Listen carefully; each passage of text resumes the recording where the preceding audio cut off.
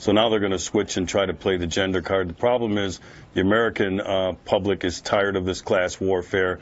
The reason why they don't like Mrs. Bill Clinton is not because she's a woman. It's because she's dishonest and because she is hiding something. She's hiding the truth. She tries to play herself off as a victim, like she's Little Red Riding Hood, but she's more like the big wolf.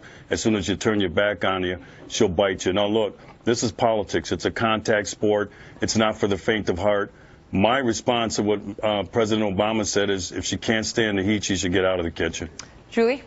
Well, first and foremost, I think you just proved my point, Sheriff. And, you and I were outnumbered last week, and I love you, but she's not Mrs. Bill Clinton. She happens to be Hillary Rodham Clinton, who's her own person and is running as her own individual. She's a former senator.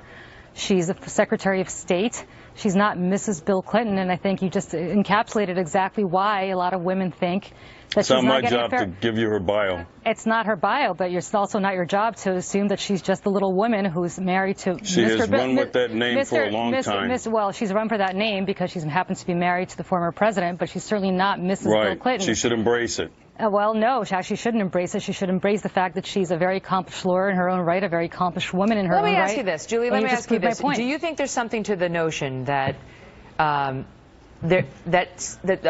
many Americans find the idea of a female president somehow threatening? Do you think there's anything to that? Unfortunately, I do, and it's a shame because I think, but you have polling showing, poll after poll showing, you have Anna Greenberg, who's a very prominent pollster, saying that her numbers went up when she focused specifically on women's issues, whether it's standing by her man when she was First Lady after the Monica Lewinsky scandal, or working on traditional women's issues, or even working as Secretary of State for Barack Obama, who's a man, but her numbers are not so great when she's running for something, when she's working in healthcare reform, when she's become a principal and taken on roles that are traditionally men's roles. And I think, unfortunately, I hate to say this because as a woman who is living in the 21st century, I would hope this is not the case, but empirical data shows, unfortunately, that it is the case.